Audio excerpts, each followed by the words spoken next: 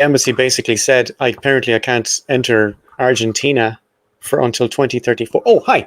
Hello, and welcome to The Jib. This bi-weekly podcast is about the many and varied schemes of the many and varied U.S. law enforcement and intelligence agencies, organizations, and committees, and how they are stupid and funny. Join us on our merry journey through space and time. Hi, my name is Barry. You might know me as the guy who will never, ever do a two-part Jib episode. Going forward, you mean? Going forward. No, right now. I will never do a two-part Jib episode. Yeah, okay. One must maintain standards. Yeah. Hi, I'm Seamus, and I'm the election. So it's my fault. So, You know what? The election, it's my fault. The election. If Donald Trump gets voted in, it's your fault. I'm guessing. I don't know. Because I'm going to get blamed anyways. That's what happens. So I'm not Trump voting for Trump. Let's be clear. If Trump gets voted, it's your fault. I guess. Sure. Oh, boy. Dave is going to love this. Okay, here we go. If Paris wins, it's my fault too. So Well, yes. There's so much genocide you can support in one vote, right? Right. All right. But we're not here to discuss Kamala Harris's support for the genocide. No. We are here to talk about Haiti. And this is the third and final, I promise you, this is the final because I have the end written out of it, final episode of Uphold Democracy, which I originally intended to be one episode and I fucked it. All right, sorry. In Uphold Democracy 1, which is 2 shows ago, we talked about how Haiti was screwed over by the French and then the Americans up until the mask came off in 1915 and the Americans occupied it for 19 years. In Uphold Democracy 2, we talked about what the occupation looked like and how the Duvaliers ruled as brutal dictators whose violence and chronic economic mismanagement, and that's putting it nicely, were only tolerated by the US because they were very anti-communist, or at least claimed to be. That took us up to 1986, when Reagan convinced Jean-Claude Baby Doc Duvalier to flee the country with his wife. Bitch better have my money. Right? So now here we go. The subtitle of this bit that I wrote is called Haitian Immigration Sensation Sidebar. So this is like a little sidebar. There's a few sidebars in this one because I had information I wanted to tell you about and I couldn't put it into the narrative properly. So we just have sidebars, right? Haitian Immigration Sensation Sidebar. During all these terrible times, all the way from 1804, by the way, up until last night, okay, during all these terrible times, Haitians were leaving the country in droves, right from 1804, when lots of Haitians ended up in Louisiana to under the Duvaliers. And later, when hundreds of thousands of Haitians emigrated to the US, emigration from Haiti was determined by foreign intervention and in more recent years, the approval and support of the US for stupid and brutal dictatorships. And this is why there are lots of Haitians in some parts of the US, not because they love America so much that they just had to cut themselves off a slice of that action, right? Mm. During the 1980s, the hottest time for AIDS aficionados, I think, would have been the 1980s, right? Yeah. Around 30,000 Haitians were detained off the coast of Florida. That is, sure, if you like, yeah. Under the Reagan administration, intercepting Haitians was a recognized tactic to limit the spread of AIDS in the US. AIDS was originally called GRID. They originally called it gay-related immune deficiency, which sounds so stupid now. Yeah. By the Reagan administration, and then it was called the 4H disease, right? Homosexuals, heroin addicts, hemophiliacs, and Haitians. Jesus. The 4H disease is what they called it, right? Only later, as they realized this AIDS thing could infect anybody, did it later become known as AIDS, right? Now, the 4H disease name didn't last long, but long enough to have damaging effects on the 4 specific groups of people. Now, I remember hemophiliacs being kind of regarded with a certain level of suspicion. Oh, yeah. Yeah. Hemophiliacs, I mean, yeah. And also Haitians, just people from Haiti, right? With Haitians being the only country whose entire population was regarded, sorry, that's my cat, whose entire population was regarded as at risk for AIDS, right? Now, if you look at this thing, these are the top 10 countries with the highest AIDS prevalence in the 1990, which is roughly the same as it would have been during the 80s. And also it's very close, minus Haiti, for what it is right now. And you can see most of the top countries there would be in much sub-Saharan Africa, right? In Southern Africa. All those countries actually are in Southern Africa, except Kenya, which is kind of in the middle, I think. And then Haiti's way down there, and then Thailand and India. But Haiti was the only one who was singled out in particular, right? So there's something about that, right? Yeah. Something happening there. The CDC removed Haitians from the high-risk groups in 1986, but by then the damage was done. It was and continues to be very easy to think of Haitians in the US like rats during the plague. You know, when these The language of disease is the same kind of language you use. Like the Nazis used to use that kind of language when they're talking about Jews. Well, they over here they'd say the same thing about the Irish immigrants. Did they? They said it was like a disease, and yeah, and we are the cure, and so on. And you have to. They're dirty, and we need to cleanse the area. The language of dirty and disease, that kind of language around people, is dehumanizing, and it does nobody any favors. Nobody, except Palestinians, of course, who are in fact rats, as we all know, and they need to be eliminated. Easy, yeah. And apparently now people, yeah, people in South Lebanon as well apparently are also rats, and wherever else they decide to go, those people are now rats. Yeah, those people aren't allowed to defend themselves. So that's no. So, they free the hostages first. Sarcasm. Sarcasm. Sorry, hashtag sarcasm. Sorry. Yeah. Free Palestine, right? Yep. The CDC removed Haitians from the high-risk groups in 1986, but by then the damage was done. It was and continues to be very easy to think of Haitians in the US like it's a song by Neil Young, isn't it? Which? Oh, the needle and I caught you knocking by my cellar door, isn't it? That's right. Yeah. In 2017, President Trump stormed into a meeting on immigration from Haiti and said they all have AIDS. In 2017, so that's how much damage these things can do, right? That was during the early 1980s. It was called the 4H disease, and in 2017, he said they all have AIDS.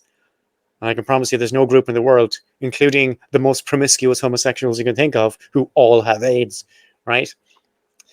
On the campaign trail this year, his running mate, Trump's running mate, a guy called J.D. Vance, said that Haitians in Ohio were eating their pets. There it is. There's your bingo card, guys. There's your bingo card, yeah. Well, I don't know if you've been paying attention to the comments in the chat. Everybody's been asking about when we're going to mention dogs and cats. Oh, we got it right. Bingo. There you go. And there was a cat just a few minutes ago behind you. So, yeah. Timmy, he's not there now. He was there. He was chasing his tail. Oh, Timmy, you fuckwit! How many times?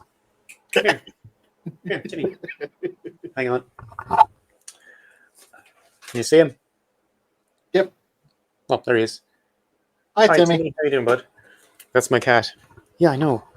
Life is terrible. Just get used to it. You gotta sacrifice him to the Republicans' gods now? Is that what you showed him on screen? I'm not. No? I'm also not going to sacrifice him to the Democrat gods after having a discussion with you in the green room about it. No. J.D. Vance said it. So it's your fault. Yeah. All right. Yeah. All right. And by the way, in Europe, the idea of choosing between Trump and Kamala Harris, they're so similar that it seems kind of weird to us that it counts as a choice. Right. There's no actual left wing. And Seamus takes so much shit for trashing Kamala Harris. He takes so much shit because, do you know, like, blah, blah, blah. I said, no, he's entitled to have his principles, right? I mean, I get it. Well, I mean, I'm not just, it's not just her. It's the whole fucking party is. No, you're a principled person when you say this. You're not just trying to fuck the country. Like, you're yeah. We are already fucked. It's just a different degree. Yeah, but you want America to do well. They're not like... Yeah. I mean, trust me, I'd rather kick the can for 4 more years down the road so we'd have to work out fascism for 4 more years, but it's coming.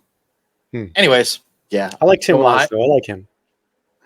No, I have issues, the whole Zionism thing, but, otherwise. Yeah, but, like, basically. Is he Jewish? No, but he's definitely Zionist. Oh, he's a Zionist. Okay. Guy, so yeah. I think anybody who wants to be president of America has to at least pretend to be Zionist, or they won't get anywhere. Fair. Yeah. Okay, so J.D. Vance said that Haitians in Ohio were eating their pets. Bingo card completed. This was disproved and then repeated by Trump, right? This was disproved generally and then repeated by Trump.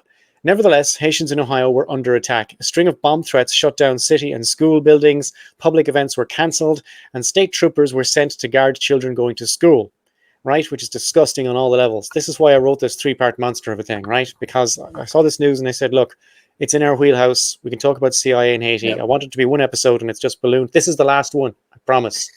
Right? I'm not being sarcastic. This is actually the last words. No, this is the last one. Can you please confirm for the people that this is the last? Because you've seen the script. So far. Oh, for throw me under the bus again. Dave will find out about this. What? Right. No, nothing. Fine. We'll talk about it, in Wednesday with Dave, okay? Well, we're going to fuck with Haiti some more, so I only want to talk always about be this. a part 4. I'm only going to talk about it when Dave is in the room. All right. Okay. In the years following 1986, which is the start of our actual podcast, if you're for 10 minutes in the years following 1986, what? I'm just making music, Okay. In the years following 1986, there were many coups and dictatorships and military misadventures as per, right? For instance, I was going to say nothing's changed then, right? Nothing's changed. Yeah, it must be Tuesday in Haiti. Yeah. For instance, in 1987, a general election had to be cancelled because the army and the remnants of the Tonton Macoute murdered hundreds of voters. It's so ridiculous. In 1987, in the words of Jimmy Carter, who will be known to you from our episode Operation Cyclone, if you want to shit on Jimmy Carter, citizens who lined up to vote were mowed down by fusillades of terrorists' bullets. Military leaders who had either orchestrated or condoned the murders moved in to cancel the election and retain control of the government. In the words of Jimmy Carter, right? In 1988, there was another general election, but most of the previous candidates refused to participate, and only 4% of the electorate turned up, which, is fair enough, because if they were going to get murdered. Yeah. Yeah. That day when mail-in ballots were created, right? Oh, the mail-in ballots would just get burned at the stake. I mean, this is Haiti, or get rewritten, at the base.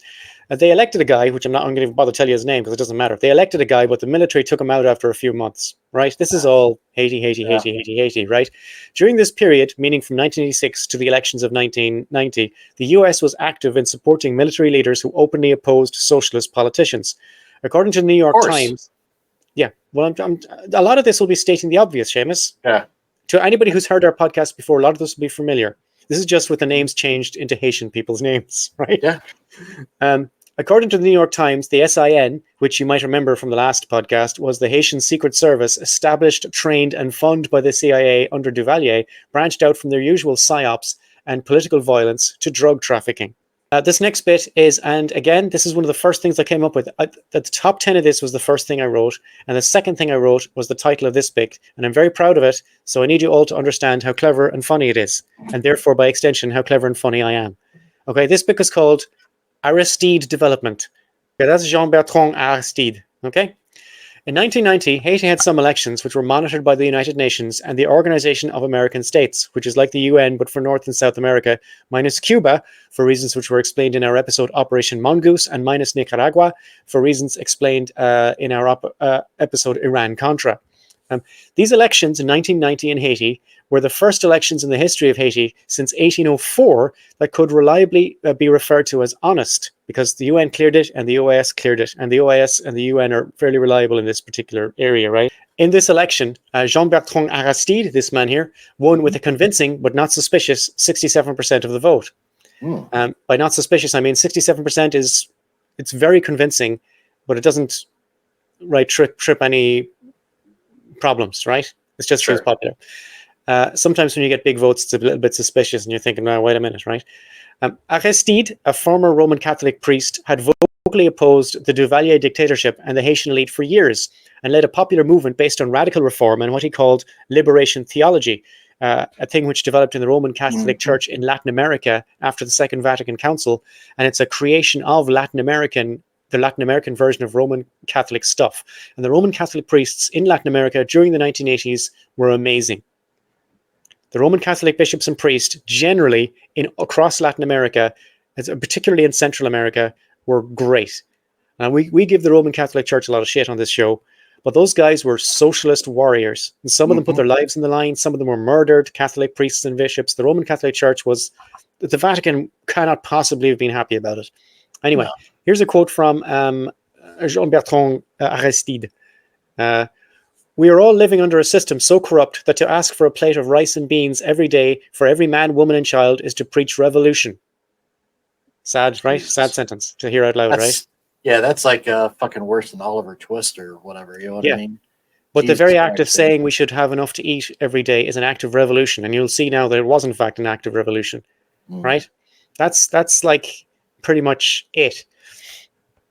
Thank you for joining my podcast. No, there's more. He had survived six attempts on his life, and a particularly brutal attack on his church in 1988 by the Tonton Macoute, called the St. John Bosco Massacre, was bad. Around 30 people were killed and around 50 injured throughout a 3-hour assault on his church, the Saint Jean Bosco Church in Port-au-Prince. None of this slowed him down. He's on a mission from God. Wow. It's like the Blues Brothers. I think we've managed to have a Blues Brothers quote in every single one of these. And I'm impressed with. Maybe that's something we should just smuggle in a Blues Brothers quote every episode. Yeah, really. Yeah. But he actually is on a mission from God, very much like the Blues Brothers. Nothing's going to stop him. Imagine having 6 attempts on your life and saying, "Yeah, I'm going to go for president." You know, I mean, the guy's got balls, whatever else, right? It's fucking Castro. Yeah, exactly. You know, whatever. If you like them or don't like them, he's got fucking balls of steel. In January of 1991. Before Aristide was inaugurated, there was a coup attempt by prominent Duvalierist and leader of the Tonton Macoute, Roger Lafontaine, which ended when large numbers of Aristide supporters took to the streets. It was put down very quickly by the army. So already we have a pre-attempt before he's even been inaugurated, right? Now here's another quote from Aristide. Democracy asks us to put the needs and rights of people at the center of our endeavors. This means investing in people. Investing in people means, first of all, food, clean water, education, and healthcare. These are basic human rights. It is the challenge of any real democracy to guarantee them. Now, again, that to me seems very simple. Yeah. It's a revolution that has to be stopped. That's what that is, right? Predictably, Haiti was in a complete mess when Aristide took over. He enacted his bold new socialist plans for Haiti immediately and began to implement programs in education, healthcare, and now here's the thing. In land redistribution. Monster, how dare in land redistribution. Now, you will remember in 1804, one of the rules of the new constitution of Haiti, put together by Dessalines, was no foreign person can own land in Haiti. And then they overturned it. The American occupation in 1915 overturned that, and anybody can own land in Haiti. So land redistribution is always a sore point in any socialist country, but this is and it's always what they want to do, because let's face it, rent is one of the few things that generates money without actually creating anything or producing anything, or in fact Chairman Mao, take it easy. The political word for doing anything at all that makes money without creating something is called rent seeking. You know that, but doesn't, even if it's nothing to do with rent, they call it rent seeking. If you're making money on something without actually creating anything of value, and that's rent, right? So that's what that's the socialists are kind of saying. Well, let's not do that anymore. Anyway, land redistribution. In my country, we have thousands of homeless people and 160,000 empty houses. Hey, I think those numbers are pretty fucking close to America. It's crazy. Yeah, Ireland. Yeah, we have a homeless crisis and 160,000 empty houses and no vacancy tax. A vacancy tax would fix that. 10% vacancy tax every year, and all those houses would be fucking occupied. Muy ocupado, as they would say in Cuba. Anyway. Yeah, we have record high homelessness rates right now, but we're not allowed to say that. So they would be très occupé, as Aristide would say. Land redistribution was one of his things, and of course he wouldn't. Would you guess he wouldn't be allowed to do that? He also moved forward with the plans to tax the rich. Oh no! And set up military courts to try army officers for the many human rights violations they had committed under Duvalier. So he's trying to straighten out the country, and he's going about it the right way, right? He really wants to die, is what you're saying. Yeah, well, that's the following sentence is he really wants to die. This may have been a mistake. Oopsies. Not only because the army just put down a coup against him, right? So they were kind of on his side, but also because he would need the army, as does every democratic leader, more or less, to be on his side in order to function. In Ireland, even in Ireland, which is a neutral country, if the army decides they don't like the government, they could make things very difficult for the government. By September of 1991, you okay? Yeah. Okay. By September of 1991, the day after a speech by Aristide criticizing the elite families of Haiti for not supporting the government and for threatening the army again with various articles of the Constitution, some right-wing elements had had enough.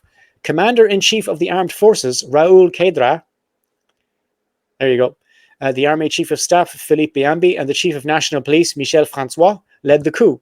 And the SIN, of course, was involved. The SIN, if you will remember again, is the Haitian Secret Service. Aristide ran off to the United States, and Raoul Kedras, this man here, would effectively run Haiti for the next 3 years as a military dictatorship. Haiti's democracy period lasted 8 months. Jesus. Out of however many 100 years now, they've had 8 months of actual proper democracy. The 3-year rule of Kedras, I don't know how to pronounce his name. If it's French, I guess Kedra, maybe. Yeah, Kedra was marked by... I don't know, was marked by mass emigration. Now, this is again, remember, this is the reason I wrote this is because they're saying, why is there so many Haitis in Springfield, blah, blah, blah. The 3-year rule of Quedra was marked by mass emigration and violence against Aristide supporters in Haiti, but especially in the countryside where livestock was killed and grain silos were destroyed, right? The peasant rural was really his power base. He had plenty of urbans as well, but that was his power base. The New York Times said in 1993, documents and interviews with current and former officials confirmed that senior CIA officers had long been deeply skeptical about the stability and politics of President Aristide. And they basically went on to say that the CIA was up to their neck in anti-left activities in Haiti. Hang on. We're going to like this, don't worry. In the early 1990s, an organization called the Front for the Advancement and Progress of Haiti, FRAF, in the French acronym was called FRAF, under the leadership of Emmanuel Constant, was established probably by the CIA. Do I have a picture of Constant? There he is now. There he is at a hearing in the United States somewhere, yet again at an extradition hearing where they couldn't convince the government to extradite him. He went through many, many extradition hearings and all of them failed. Anyway, he was in charge of FRAF, the Front for the Advancements and Progress of Haiti. That's Emmanuel Constant. Was established probably by the CIA, it looks like. Unfortunately, I don't have any solid proof of it, but I have lots of indications of it. The purpose of this organization was to report and act against Aristide supporters. In reality, they were fascist death squads. And that is the correct term to use for those people, and I will stand by it. Fascist death squads. The short-term plan was to terrorize anyone who supported Aristide, i.e. anyone who supported socialist policies in Haiti. The long-term plan was to convince Aristide himself that if he was returned to power, a radical socialist agenda might not be the best approach and would be met with extreme prejudice, as the phrase they used in Apocalypse Now, if you remember. One example of the many, many incidents of FRAF violence is called the Rabuteau massacre. Rabuteau is a small peasant town known for being strongly pro-Aristide. Soldiers and FRAF paramilitaries went house to house, beating and arresting residents, including children and the elderly, making some of them lie in open sewers. People who ran were shot dead in the back. Soldiers also fired indiscriminately on citizens who were collecting firewood, and they commandeered rowboats to attack fishing boats offshore. Right. One of those involved personally was Constant, this man, who was arrested, tried, ordered to pay damages, and is currently at. And this is the name of the correctional facility, Seamus. Where he is currently residing. It's a maximum security jail called Coxsackie. Okay. Coxsackie. Do you want to make any? Nope. I'm above making any sort of play show, you know. Well, I'm not, but I thought you'd handle that end of things. No, not today. Okay. Coxsackie. Okay. How big is that jail? There you go. Okay. Another of those involved in the Rabuteau massacre was Colonel d'Orléans, who eventually fled to Florida. In 1997, d'Orléans won $3 million in the Florida lottery. Of course he did. That money was taken from him by the state court of Florida. Well, what the fuck? To the relief of many, I think, that money was taken from him by the state court of Florida and distributed to the families of his victims. In 2007... Wow, look out, Florida. Never thought we'd say something positive about Florida in this fucking show. Yeah, there's lots of positive things about Florida. They have the Everglades as a lovely national park. Okay. In 2007... Sorry, isn't it? Have you been there? We've surpassed the quota. We'll never get past it. Okay. So they took the money away from him and gave it to the families of his victims. In 2007, d'Orléans was found liable in U.S. federal court for torture and extrajudicial killing. He was ordered to pay a further $4.3 million in civil damages. That's just two stories of two people involved in one particular massacre, but there was lots of problems and lots of violence. It will come as no surprise then that Haitian refugee numbers exploded again. Many of them were intercepted by the U.S. Many of these refugees were intercepted by the U.S. in the sea and held at Guantanamo Bay because mainland resources were overwhelmed. And by 1992, 14,000 Haitians were at Guantanamo Bay, and things were looking grim for the Americans. This is as good a time as any for our top 10. The top 10 this week is the top 10 Haiti quotes from American presidents. Straight in at number blah, or whatever. The revolution in Haiti was unexampled in history. It was like a furious tornado, breaking and crushing everything in its way. Do you have the script up there? Are you reading it with me? Yeah. Okay, so you don't want to play Guess the Who Said This? Oh, I mean, I can if you want. I mean, although I do know who said that. Will it make it fun, or will it just be? Will people just be go annoyed? just go through it. Sure. The revolution in Haiti was unexampled in history. It was like a furious tornado breaking and crushing everything in its way. Thomas Jefferson, who was, of course, concerned about the effects it might have on other slave economies in the area. Mm-hmm. Haiti is a place of black barbarism and savagery, which could never know order without the guidance of civilized nations. John Adams. Haiti is a disturbing example. Its independence is a threat to our way of life. James Monroe. We must not acknowledge a black republic so near our own shores. Andrew Jackson. Nobody would be surprised by that one. Well, I'm surprised by some of them. Honestly, I am. Yeah, but not that one. No, not that one, no. The peace of our southern states is not compatible with the existence of free black nations nearby. John Quincy Adams. He's one of the guys I like. I like John Quincy Adams. We will make it so there will be no more trouble in Haiti. Woodrow Wilson. That shouldn't be a surprise after. No, it should not. But yeah. It's nice to see them being direct about it, let's be honest. Yeah. Like, especially Haiti is a disturbing example, because that's really the problem that they had. Haiti has primitive practices, unable to govern themselves in a civilized way. Herbert Hoover. We're going to teach them to elect good men. Franklin Roosevelt. Yeah. Like you, Franklin. These banana republics in the Caribbean can be difficult to handle. Lyndon Johnson, who was not just speaking about Haiti, but a number of different countries, but Haiti was one of them. Our main interest is in maintaining stability in the Caribbean basin. Ronald Reagan. We're not a charity for dysfunctional nations. George H.W. Bush. George Bush's dad, yeah. He was definitely speaking about just Haiti there. We can only do so much to fix what are essentially Haiti's problems. Bill Clinton. And of course, the bonus is Haitians all have AIDS. Donald Trump. Yay! And that was the end of our top 10, and I hope you found that entertaining. Back to the grim. Back to the grimness. Here we go. In a 1993 article in the Los Angeles Times, the chairman of the House Committee on Government Operations said of the news from the New York Times that the CIA was involved in anti-left violence. These disclosures help explain why the CIA conducted a slanderous campaign to portray President Aristide as unfit to lead his country. The most appropriate action President Clinton could take to restore confidence in his administration is to relieve of their jobs the individuals in the CIA responsible for the vicious campaign against Aristide. Right? And I will thank you all to notice that we are in 1993, because there's a lot more coming where that came from. In 1993, the Clinton administration began to impose an economic blockade on Haiti.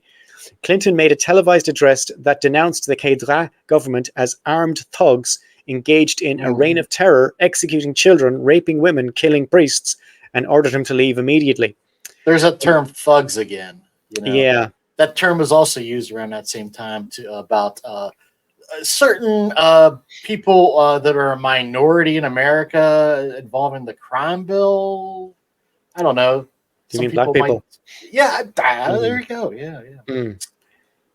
Yeah.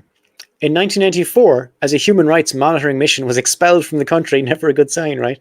The UN adopted United Nations Security Council Resolution 940, which authorized member states to use all necessary means to get rid of Haiti's military leadership and restore the constitutionally elected government to power. Now, fair enough. The military leadership they had was a complete clusterfuck. It was destroying the country. They were, in fact, killing people, like what Clinton said, right? So the UN, I guess, was correct to do that. But how it went down was the incorrect part, and you're going to like this. Right. Clinton had several units ready to go, including the 75th Ranger Regiment, the 3rd Special Forces Group, the U.S. Army 7th Transportation Group, and the 10th Mountain Division for some reason. The Navy mobilized the USS America and the USS Eisenhower and the entire of Carrier Group 2. As a last-ditch effort, Clinton sent Jimmy Carter and Colin Powell to convince Quadra and his cronies to leave. The hope was that Powell's previous acquaintance with Quadra, who trained in the School of Americas with him, could be leveraged. There it is again. Yeah. School of the Americas, we mentioned before, is a place, a kind of a college for black ops people in Panama, and it trained people in regressive anti-left techniques, and it just sent people all over Latin America to kind of feed into their governments and so on. And Queidra was one of these people who'd studied at the School of the Americas. They'd learned things like torture techniques and interrogation techniques and so on and so forth. Allegedly. Okay. So Powell was there, and so was Queidra, and I guess Jimmy Carter wasn't. He was too busy farming peanuts in Georgia. So these guys went over to have a little chat. At first, they showed Queidra an ostensibly live video of troops and aircraft being deployed. Then he was reminded of the recent fate of Grenada in Operation Urgent Fury, which is a future episode I've planned. Yeah. And he was also reminded of what happened in Panama in Operation Just Cause, which is another future episode I've planned. In other words, he was just reminded about America, bitch. Yeah. America, fuck yeah. Here we come to save the motherfucking day. Yeah. Queidra saw the writing on the wall and resigned. 20,000 US Marines landed in Haiti to occupy the main urban areas, and after things settled down, which took about a month, Aristide returned. He had made a deal with the Americans to sign an IMF agreement to open up Haiti to free trade and calm down some of his more socialist policies. And that doesn't sound so bad, does it? Free trade. Mm-hmm. That's something that the Americans will push on any country where they try to help out. Yeah. They'll say, oh, look, we're going to free up trade, right? So what does free trade mean in practice? What does it actually mean? Because it sounds like such a good idea. Well, for a start, import tariffs were reduced from 35% to 3%, making Haiti one of the least restrictive countries on the planet for trade. However, this dramatic change did not translate into better conditions in Haiti. For another example, Aristide tried to reform the minimum wage, but those efforts were hampered mainly by US aid, of all people, because they'd invested millions of dollars to keep wages low to preserve Haiti's comparative advantage globally. Now, let's look at what US aid is according to their own website. This is a graph of US aid to Haiti, but there's an actual organization called USAID, like in capital letters, and it's their job. That's the government agency to administer and manage the foreign aid of the United States, right? This is just USAID, meaning the normal English language term USAID to Haiti.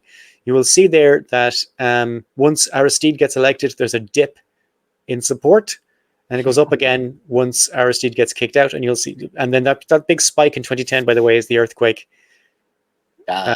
The rest of it is kind of exactly, and then you see like the dip in 1961 as well, because remember, we were talking about that before, but the big dip there is Aristide's election. The Democratic election, the aid goes way down, and as soon as he gets cooed, it goes way up again. I should tell you everything you need to know. But here we go. America. Yeah, never try. Let's look at what USAID is according to their own website. I got this from the USAID website. The United States Agency for International Development is the United States government agency that leads international development and humanitarian assistance efforts to partner countries. We work together with individuals, communities, and countries globally to improve everyday lives. USAID's efforts provide humanitarian assistance, reduce poverty, strengthen democratic governance, advance economic opportunities, and help achieve progress beyond programs. Our work benefits people around the world, including those in the United States. USAID's investments help achieve sustainable development progress, advancing our collective security, health, and prosperity. Now, apparently, bollocksing the minimum wage falls under that rubric somewhere, and I don't understand where. Then there's the rice. Rice is the staple food crop in Haiti. The Americans had been looking for excuses to dump cheap, subsidized rice, which was called Miami rice, and exceeded the FDA's recommendation consumption levels of cadmium and arsenic for years. This is true. It's poisoned rice. There it goes. Yeah. Haiti in the 1990s provided the perfect opportunity. However, the subsidized rice, and American rice farmers were being subsidized by about 40%, right? 40% of their income was coming from subsidies, which is fine, as long as it's domestic. Sure. The Haitians in the 1990s provided the perfect opportunity, according to where I lost myself in the script. However, the subsidized rice was being sold for less than what it cost local rice growers to produce their crop. Basically, the sale price of American rice was so subsidized that it was underneath the price of production of Haitian rice. Wow. Miami rice is the slang time for it, because Miami Vice, I guess. Miami rice, mostly sold by one company, American Rice Inc., flooded the market and put Haitian farmers out of business. The IMF didn't get involved because their numbers indicated that food prices were finally stable, which they were, because of Miami rice flooding the market. Food prices were stable and low, and that's all the IMF gave a shit about. Right. They look at the numbers. If food prices are stable and low, then your country's doing well. Well, here's your country getting utterly fucked, and your food prices are stable and low. Right? More ways than one. Yeah. But I'm trying to. This is just one thing, rice. Yeah. It got so bad that at one point, Haitians who received small business loans were buying Miami rice and reselling it at Miami rice in the cities and reselling it in rural Haitian markets, and still managed to undercut local producers. Wow. In those markets. And many of course, this led to more immigration.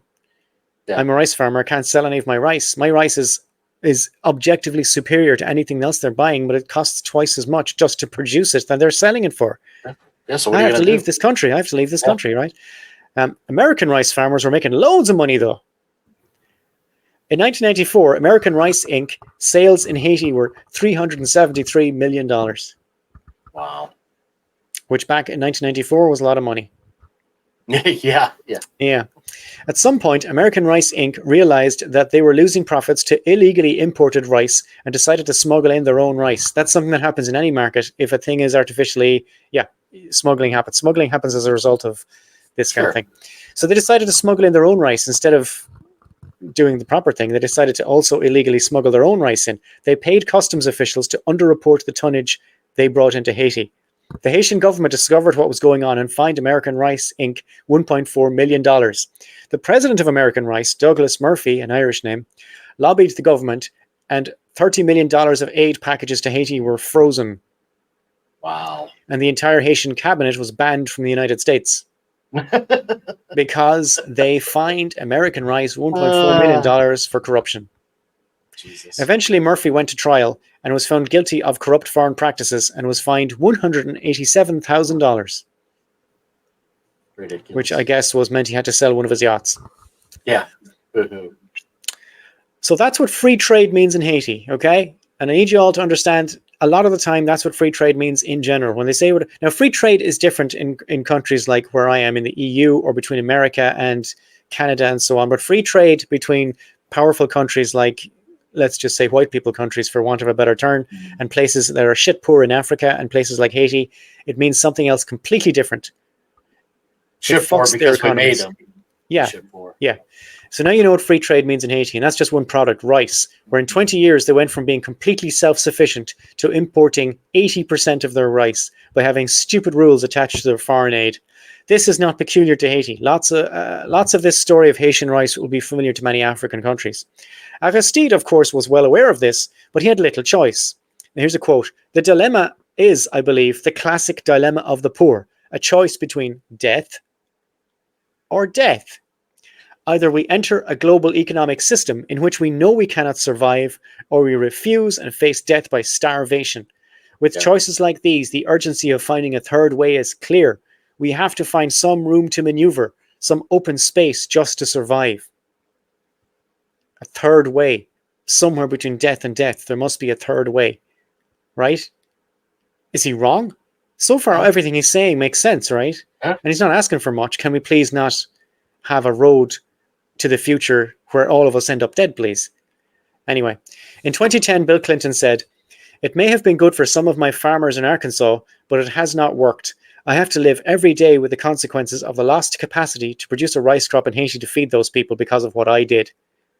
So he takes responsibility, and he's apologizing.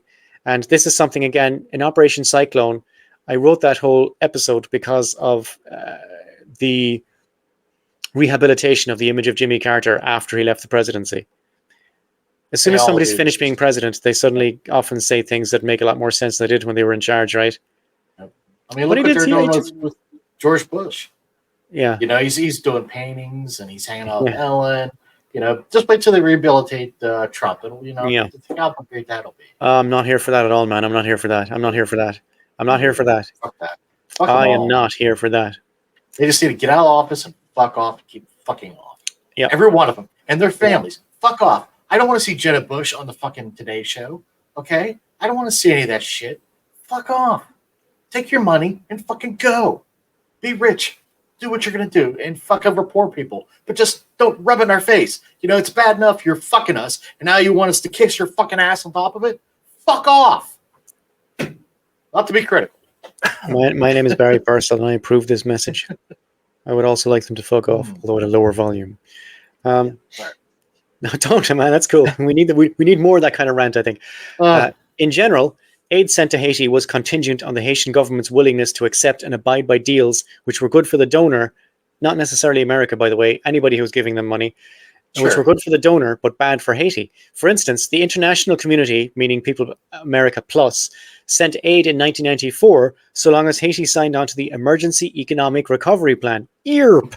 The international sponsors included the IMF, the World Bank, and Western governments, who called for the government downsizing, privatization of state enterprises, trade liberalization, and the maintenance of low wages and financial deregulation. Now, the privatization of state enterprises, you know what that means. Trade liberalization, we've already discussed as being a disaster for the Haiti economy. The maintenance of low wages, I mean, how is that going to help Haitians? Right. And the financial deregulation just means let the banks do what they want, right? These are all the same problems that we discussed 200 years ago in Haiti. Yeah. Yeah. Okay. It's episode Again, this one is common. man. Again, this is not unique to Haiti, but we're talking about Haiti right now. This is common in lots of countries. In 1995, it's like we're back on episode 1. You didn't even need to do 3 episodes. It's like we're back on episode 1, yeah. But this particular episode has fewer N-words in it. In 1995, the general election saw a decisive victory for René Préval, who was Aristide's man, Aristide's candidate. The New York Times said in 1995, you're going to like this, no evidence suggests that the CIA backed the coup or intentionally undermined President Aristide. This is 2 years after they provided the evidence that led to the Senate hearing, the same newspaper. Yeah. Also in 1995 in the New York Times, a CIA spokesman, Mark Mansfield, had no comment on the agency's relationship with Mr. Constant. You remember the guy in charge of the fascist death squad. Yeah. He said the CIA had no role in creating funding or guiding the FRAF organization or in supporting anti-democratic activities in Haiti. That's obviously bullshit, right?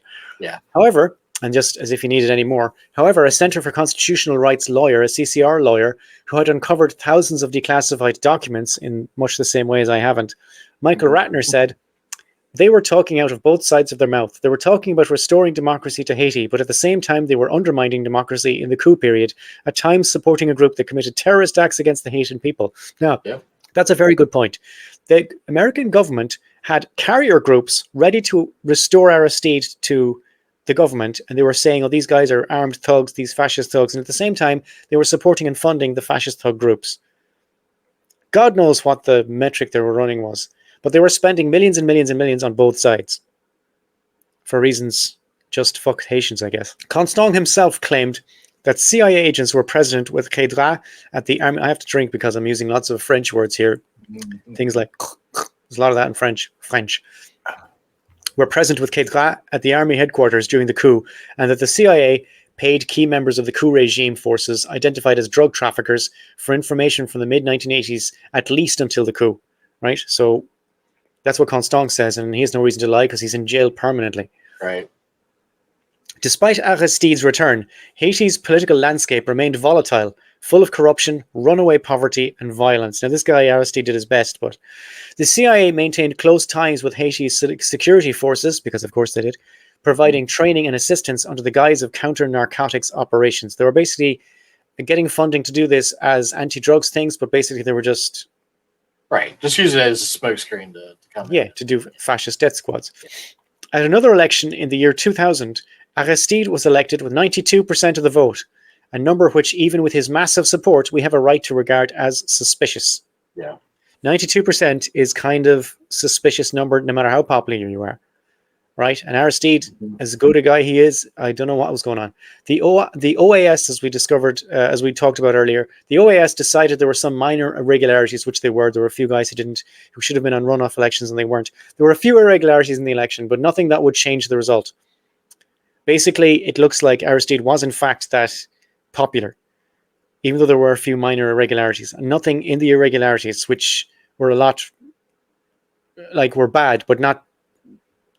Like, if it happened in Ireland, it'd be a crisis, but in Haiti, it's fine. All right, sorry to have to put it that way. There were a few minor irregularities, but it wouldn't have changed the vote. But it was enough. These irregularities were enough for the US and the EU to suspend aid. And again, it's really because Aristide is in charge, right?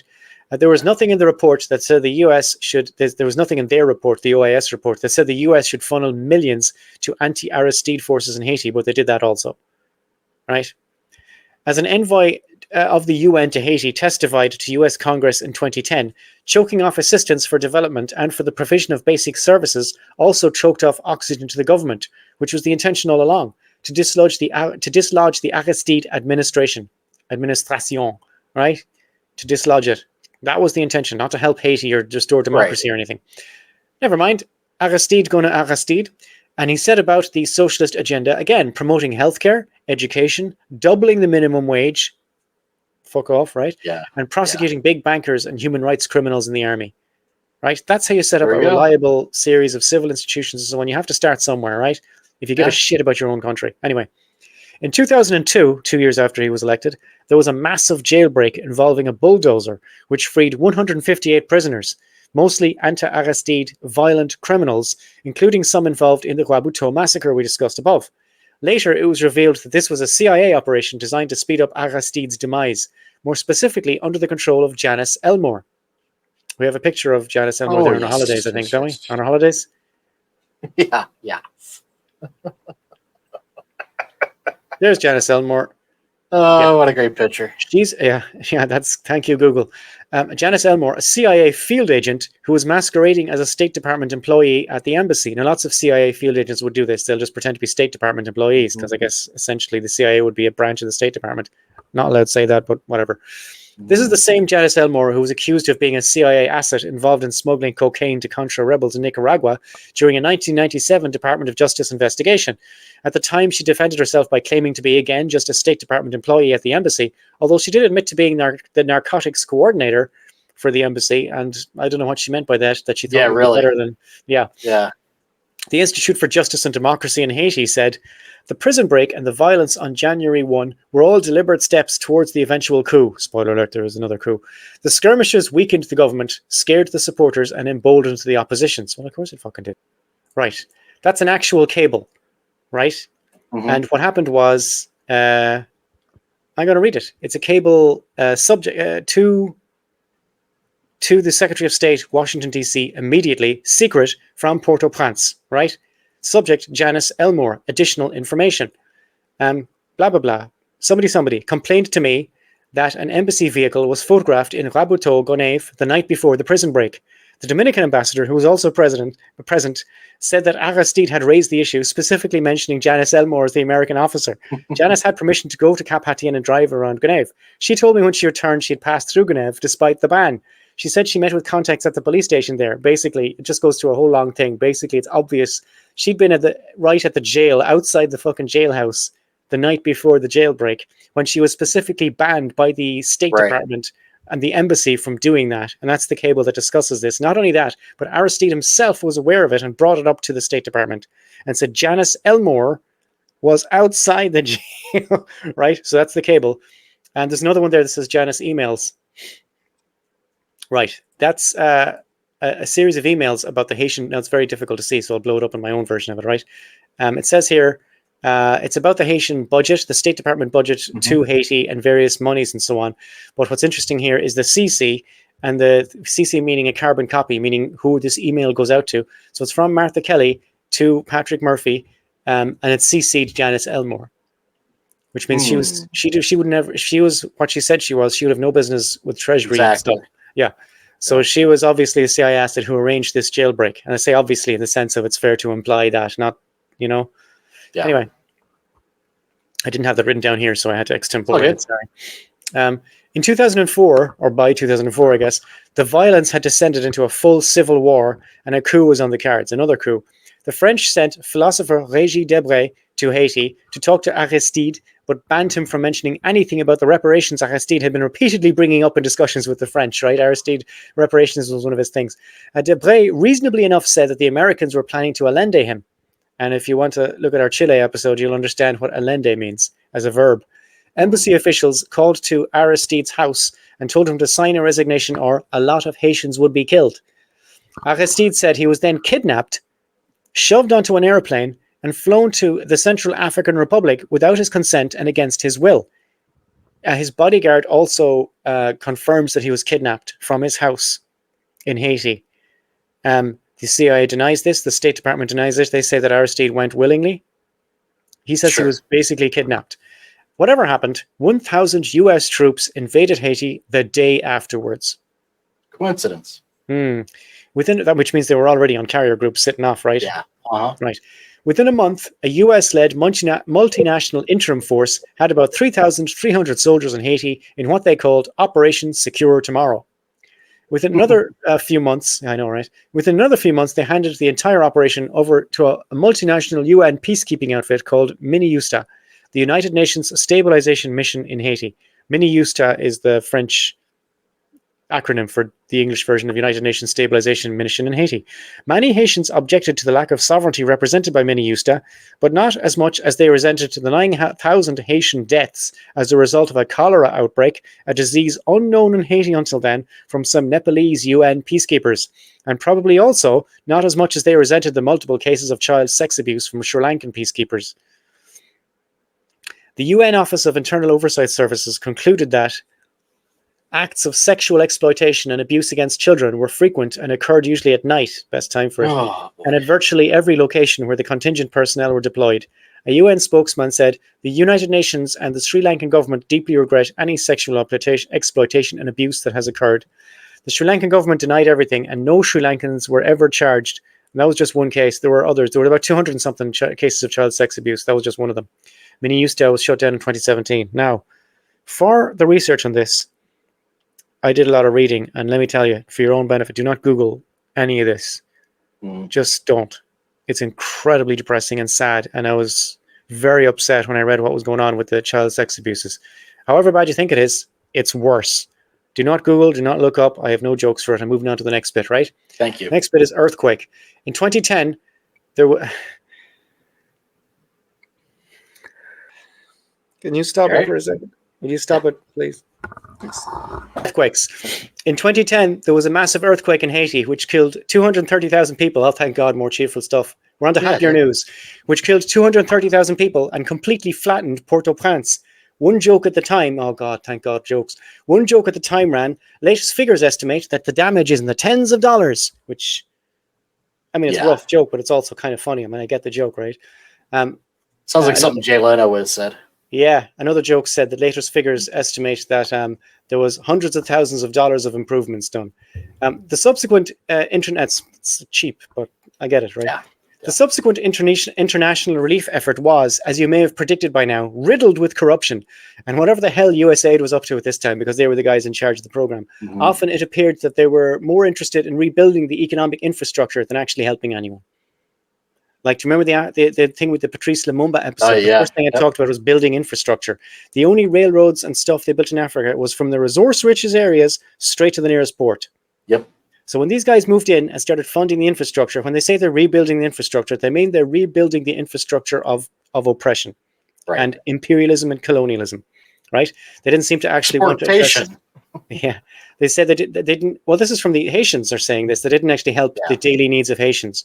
Right. In 2011, WikiLeaks leaked info which showed that the Obama administration fought to keep Haitian wages at 31 cents an hour when the Haiti government passed a law raising its minimum wage to 61 cents an hour. Obama, but he's the good guy. But I thought he was the good guy. Yeah. Imagine telling people, no, you're paying those people too much. Yeah. You're making yourselves not competitive. Get fucked. Anyway, in the middle of these disruptions, the US oversaw the rigged election of Michel Martelly, an old Duvalierist. You thought you'd seen the last of the Duvaliers. After years of election fraud and corruption, he agreed to step down in 2016. In 2017, the US oversaw another rigged election of French expression, Jovenel Moise, I guess, or Moise, with widespread fraud, violence, and voter suppression. Again, it'll sound familiar from the last two episodes. In 2021, Moise was assassinated when he refused to step down as his term ended. Since then, Haiti has spiraled even further into chaos. There is currently no president, no government. Gangs have taken over the urban centers. The civil institutions have completely collapsed, and the country is being managed by a transitional presidential council. And it's not really being managed by a transitional presidential council, but they need somebody to talk to for diplomatic reasons. And these are the people they talk to, the Transitional Presidential Council. Last month, which means October 2024, Edgar Leblanc-Fils, president of the Presidential Council of the Transition of the Republic of Haiti, made a speech to the UN, which became famous for another reason, but which summarized many of the same points we have discussed during these 3 podcasts. Now, this speech he made, he was talking about reparations and having dignity for Haiti, and he was looking for reparations from France. For now, let's just enjoy this man's attempt to take a drink mid-speech. Freedom, and which has helped several nations to throw off their yoke of barbaric colonialism, is not looking for charity, but justice, respect,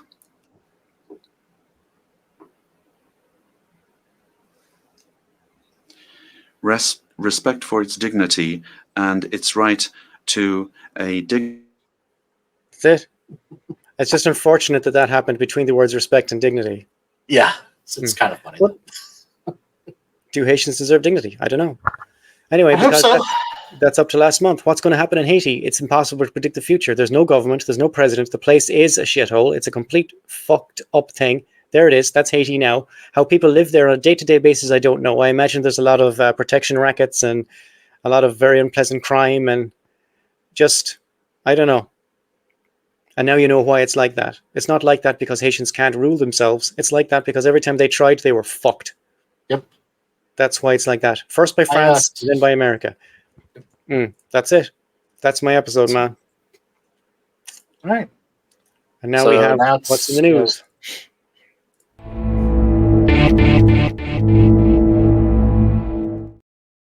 What's new is a part of every Jib episode where we put the word CIA and the word FBI into Google, hit the news tab, and see what crazy shitting things these people are up to this week. Seamus, hit me with your FBI news. All right. Circuit Court rules. Muslims cannot sue FBI for no-fly listing. I love it already. Yeah. So apparently 3 men who were citizens of the U.S. were approached in 2013 by FBI agents asking them to spy on area mosques. They denied, so then the FBI put them on a no-fly list. Lovely. And they're not allowed to sue about it. Yeah, so apparently they did sue, but they're saying what the court ruled was that there's qualified immunity for the agents that did it. Well, because they were acting under national security interests or because they were acting under presidential order? Well, because it was within the frame of their work or whatever, right? So qualified immunity covers them personally. Because they were following orders. Basically. Well, that's okay. Okay, the Nuremberg defense. Okay. But they were actually removed from the list prior to it, but they just sued for damages. So, okay. It's kind of unclear whether or not they might be able to get something from the government itself.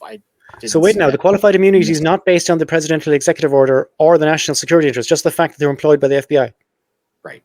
Okay, cool. It's a law enforcement thing. So a lot of cops will fall under this as well. So okay. It's general. No, the FBI Justice Department aren't woke. I was accused of being woke. So Republicans, the authors of the Heritage Foundation's Project 2025, want you to believe the FBI and Justice Department are infected with woke culture, distracted by identity politics, and captured by the radical left ideology, according to Congress Representative Jim, I'm okay with children being molested, Jordan of Ohio, allegedly. Jim Jordan, I know him, yeah. So he started promoting all these theories, but even in this article, which is written by the Brennan Center, basically, it's pretty explicit to point out that the history of the FBI has not been kind to the left. Yeah. That's if only there was a podcast that went into this in detail. Far from persecuting conservatives, decades of FBI history shows that the department has repeatedly targeted civil rights, radical justice advocates as national security threats, environmental and animal rights activists as terrorists, while failing to properly respond to the deadlier far-right violence. Yeah, we have several episodes. Name some episodes we have that you can talk about. Judy Berry is one. Yes, and Freddie Hampton. Yes. Or Fred Hampton. That's 2 right out of the pretty much all the FBI ones. Anything with FBI written on it on our podcast, anything that doesn't have operation in front of it, we'll give you details on this. Go have a look at them and you'll see why Jim Jordan's wrong. Yeah. So that's all I had was those 2. So. Okay. Will I go for mine? Go for it. Okay. Oh yeah. There's a reason why you. Where the hell is William Burns? William Burns, William Burns. Where the hell is William Burns? William Burns this week. Catter. Where the hell is William Burns? William Burns, William Burns. Where the hell is William Burns? William Burns this week. He's in Doha in Qatar, or as the Arabs call it, Qatar. He's doing more things about what are we going to do about this genocide that's happening. He's talking to Mossad, and they're talking about the release of the 101 hostages being held in the Gaza Strip. That's where he is. Another thing I saw was, and by I in this case I mean you, because you sent me the link. Oh yeah, The headline is U.S. authorizes CIA mercenaries to run biometric concentration camps in Gaza Strip, and this is written by a guy called Dan Cohen, so you can guess what religion he is.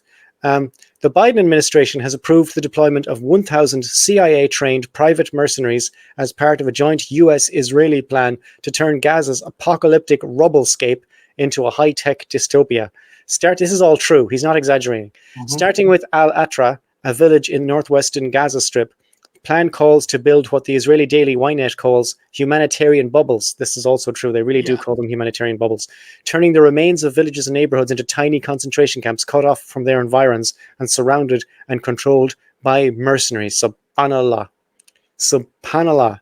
Jesus Christ. I'm starting to think these Hamas guys might be onto something. Do you know they say things like, oh, I support the Palestinians, but not Hamas?